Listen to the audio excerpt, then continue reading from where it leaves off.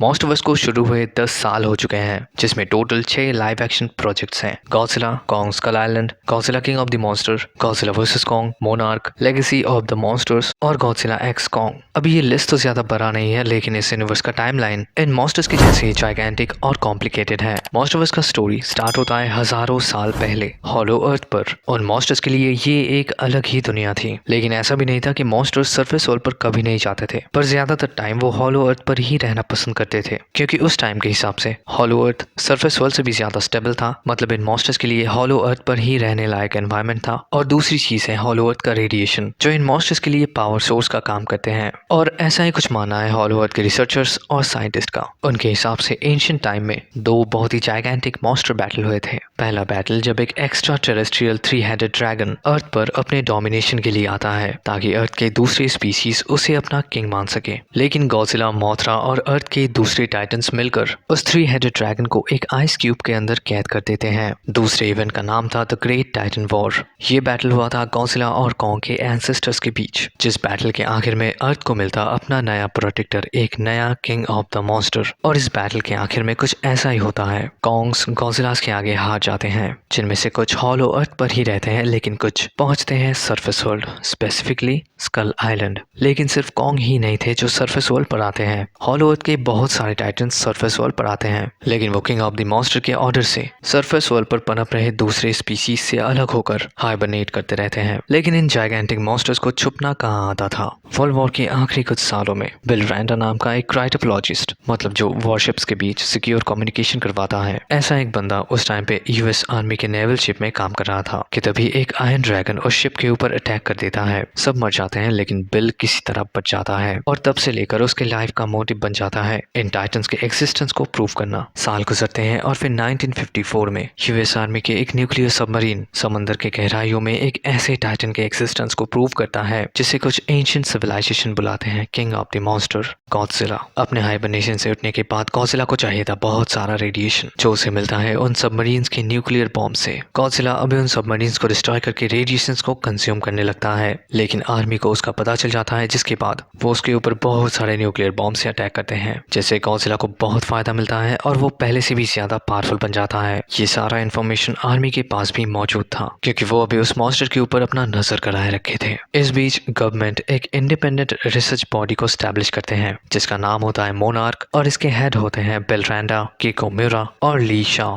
जिनके स्टोरी को हम लोग मोनार्क लेगेसी ऑफ मॉन्स्टर में देख सकते हैं। ये तीनों एक प्लान के साथ सामने आते हैं और इनका प्लान होता है गॉडजिला को पानी से बाहर निकालना और फिर उसके ऊपर स्टडी करना। लेकिन गवर्नमेंट का प्लान होता है उसे खत्म कर देना, और इसी रीजन से वो सरफेस पर एक बॉम्ब को सेटअप करते हैं। अभी कीको गवर्नमेंट को रोकने की कोशिश तो करती है, क्योंकि उसे लगता है कि गॉडजिला कोई एनिमी नहीं है और वो बॉम्ब उसे मार सकता है, लेकिन वो सब गलत होते हैं, क्योंकि गॉडजिला उस ब्लास्ट से सरवाइव कर जाता है। फिर आता है 1959 का टाइम, जब कीको, बिल और ली म्यूटोस के एक हाइव को डिस्कवर करते हैं। उसी साइट में एक एक्सीडेंट होता है, जिससे कीको पहुंच जाती है हॉलो अर्थ। फिर उस इंसिडेंट के 3 साल बाद ली शॉ को एक मिशन के दौरान हॉलो अर्थ भेजा जाता है, लेकिन मोनार्क का ये मिशन भी अनसक्सेसफुल होता है। बिल रैंडा भी अपने वाइफ और एक अच्छे दोस्त को खो चुका था, और शायद इसी रीजन से वो अपने लाइफ का हर एक मिनट इन मॉन्स्टर्स के ऊपर रिसर्च करने में लगा देता है। फिर आता है 1973 का टाइम, जब उसे गवर्नमेंट की तरफ से अप्रूवल मिलता है, जिसके बाद वो कुछ रिसर्चर्स, कुछ क्रू मेंबर्स और कुछ मिलिट्री पर्सनल्स को लेकर पहुंचता है स्कल आइलैंड,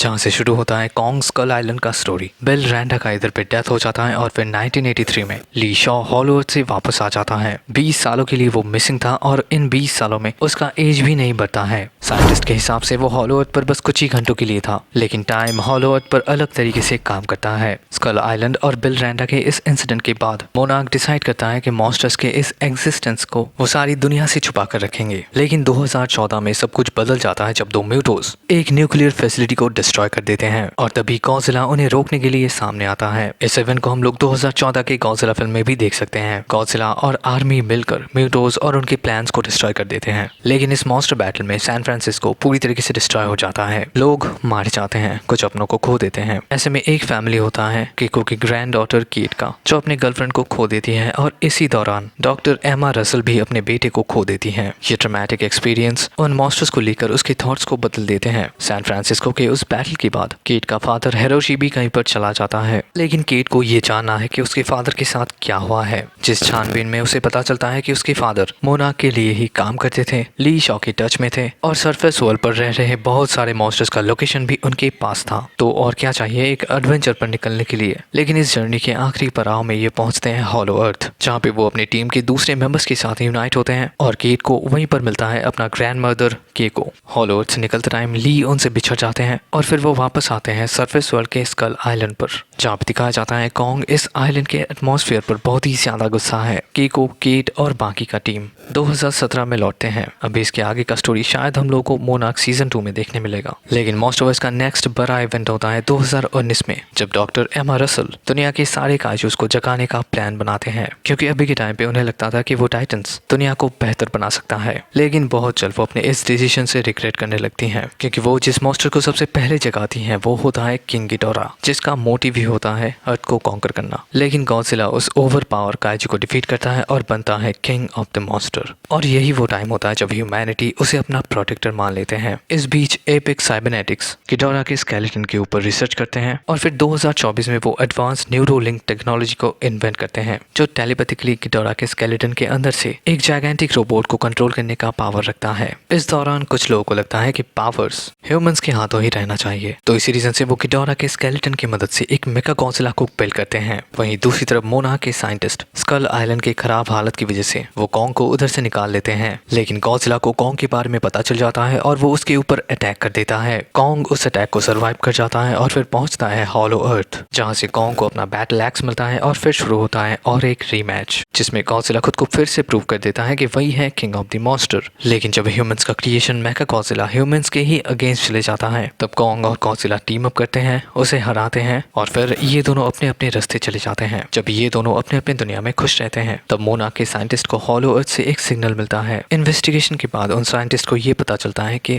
हॉलो अर्थ का एक evil Titan scar king surface world पर अटैक करने के लिए अपने आर्मी को तैयार कर रहा है। कॉन्ग इस थ्रेट को पहचान लेता है, जिसके बाद वो उसे रोकने के लिए गॉडजिला के साथ टीम अप करता है। इस बैटल में मोथरा भी उसे हेल्प करता है और फिर वो इनकी मदद से स्कार किंग को खत्म करके बनता है हॉलो अर्थ का किंग। तो अभी अर्थ पर 2 किंग्स हैं, सरफेस वर्ल्ड का है गॉडजिला और हॉलो अर्थ का है कॉन्ग। लेकिन अभी मॉन्स्टरवर्स बहुत बड़ा हो रहा है और अभी हम फैंस मॉन्स्टरवर्स के बारे में बहुत कुछ जानना चाहते हैं, बहुत कुछ देखना चाहते हैं। क्या हॉलो अर्थ के जैसे और कोई रेल्म्स हैं जो मॉन्स्टर्स गॉडजिला और कॉन्ग को फ्यूचर में चैलेंज करने वाले हैं? वो कौन है और कहां पर है? क्या फ्यूचर में गॉडजिला और कॉन्ग अपने फैमिली को और अपने टाइटल को उन मॉन्स्टर से डिफेंड कर पाएंगे? और उस एंशिएंट बैटल में क्या हुआ था? हम फैंस को वो सब कुछ देखना है। तो अभी देखना इंटरेस्टिंग यही होगा कि मॉन्स्टरवर्स हम फैंस के लिए क्या नया डिलीवर करता है। And that's the video guys. Video कैसा लगा कमेंट में जरूर बताना और मिलते हैं आपसे अगली वीडियो में। Till then take care and peace out.